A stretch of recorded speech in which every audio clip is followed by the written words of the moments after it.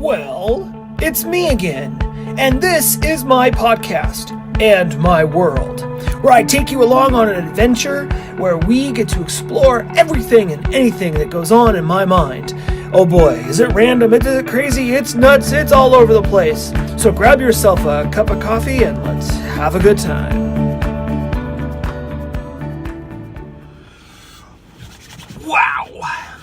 Wow. It is cold this morning. It is 21 degrees. It is 6:54 a.m. in the morning. And today is January 2nd. Oh my goodness. So funny how time flies, you know? January 2nd already. Well, Happy New Year again to everybody. And good morning. We are just now pulling out of the driveway and gonna head off to work. Woohoo! So, the most productive thing I've done this weekend. I did laundry. I got my laundry done, so I'm all caught up on laundry. And I did get the fan motor blowing. See? Gotta turn it down though so you can hear me. I got the fan motor blower regulator replaced in the van, and it works good. I will probably end up having to change out the switch on the dashboard though, because it appears to me that the switch itself is having some problems. But it's all good. So we're on our way to work, and I'm kind of excited. It's going to be one of those days, hopefully, crossing my fingers, that's fairly simple, fairly easy. I believe the last time they did a sort was on Saturday, I think, or something. But who knows? The belts could be running today. It could be a super heavy day, and I might want to just like scream and yell and run away. So I'm not exactly sure what to expect today. I really am kind of hoping it's a nice, simple, gentle day back to work. I am expecting things to pick up here in the next week or so. There's going to be a lot of returns coming. Excuse me. Or expected returns coming anyways. And there's also going to be a lot of people ordering stuff for New Year's resolution stuff. So treadmills and exercise bikes and Bowflexes and all kinds of junk that'll eventually just collect dust. And yeah, so woohoo! Hopefully I won't get a whole lot of that stuff, but I'm sure I will. It's always that way. And then next month I get to look forward to everyone shipping candies and flowers and fruit like strawberries with chocolate dipped and blah blah. Oh, Valentine's Day, yay. So yeah. So what to tell you about today? Well, I don't have a coffee with me today.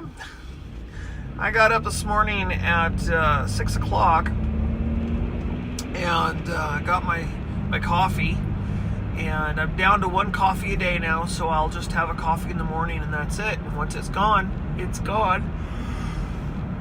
Well, crud, I forgot to grab the garbage. I'm gonna hear about that one today. Totally spaced it.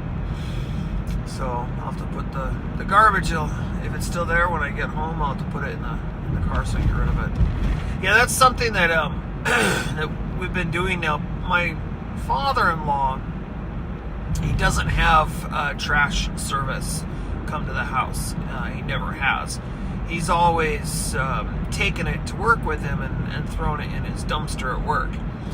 And he hasn't been working the last month and a bit because he had some surgery on his shoulder and he's in the process of having a retirement. Anyways, he's retiring. He's for second retirement or third retirement, something like that. And so he hasn't been excuse me, taking the trash to work with him. And so I've been taking it and putting it in the trash receptacle, over here towards where I work. But yeah, not exactly the way I would like to do it. I'm kind of one of those people, I don't want to spend a lot of money on. Oh, all right, so a little bit of a break there. My alarm went off, and so, but we're back. Everything's cool, we're back. So I'm one of those people where I don't want to spend a lot of money every month on having someone pick up my trash. I was the house we were living in before, under contract, I was forced into having garbage pickup, and where they, give you a garbage can, you fill it up, and then once a week they come by and pick up your garbage and haul it off. Well, it's like $100 or just about $100 a month, and I was doing the math on it, and I'm like, if I would instead, first of all, it's not that much garbage, and instead of throwing my garbage in that, if I was to put the garbage in the back of my truck and put a tonneau cover on my truck so that no critters could get into the garbage, and then once a month take my truckload of garbage, which is actually, it'd only be about a half a truckload of garbage, take my truckload of garbage down to the disposal place, then I'm looking at maybe the minimum fee of like $15, $16, instead of spending I think it's $105 a month for trash. That's insane. That's crazy. That's so crazy. What a waste of money. It's just a waste. When you buy a house, there's a lot of extra fees that come with buying a house, other than just buying a house. And the problem is, a lot of people don't think about those things. They're like, oh, okay, well, I'm going to buy a house. It's going to cost me $850 a month for the mortgage. We can manage that. But then they're currently living in an apartment complex, and so things are taken care of for them. Water, sewer, garbage. Usually those things are taken care of for you.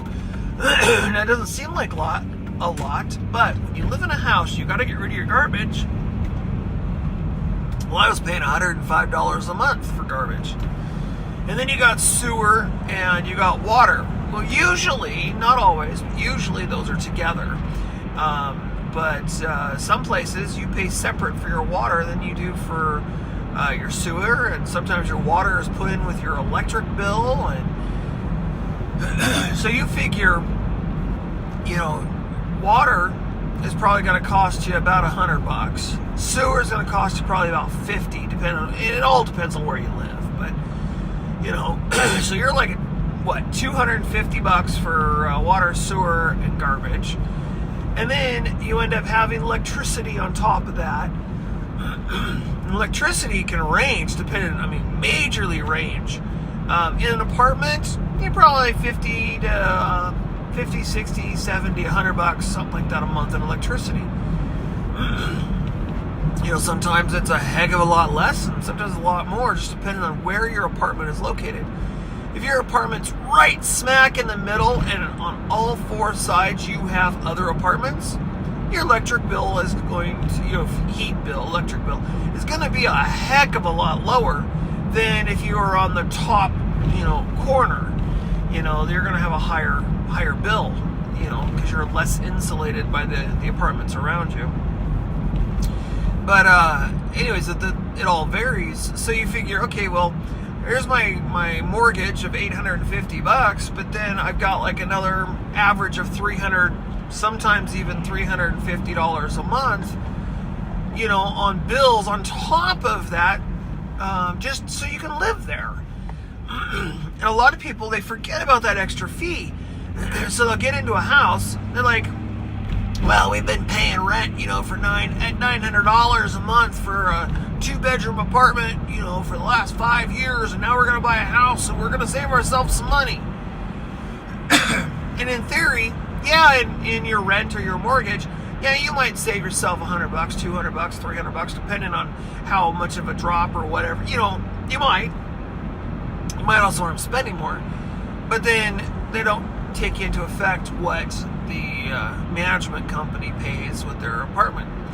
So they end up actually paying more on average, I would assume, than not. Because most people I know, they don't pay their own water and sewer. Most people don't pay that, and their own garbage, especially that live in an apartment.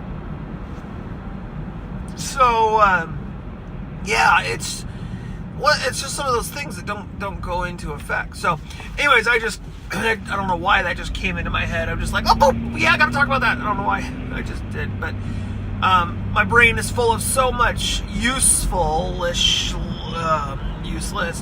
information, and I guess sometimes it just leaks out. There's so much of it in there. So anyways, if you're thinking about buying a house, well, first of all, if you're thinking about buying a house, you should have already bought one by now. The market is definitely on the upswing, and housing prices are going to go through the roof. I've seen this now go on for probably about last 15 years, 13 to 15 years, where housing market prices were extremely high back in 2005, 2006, extremely high. Then the crash came in 2007, 2008, and really freaking low. And they've been low, and then they gradually climb, and they leveled out, and they gradually climb, and they level out, and now it's like a rocket ship. The last probably 6 months, I would say, has just been intense.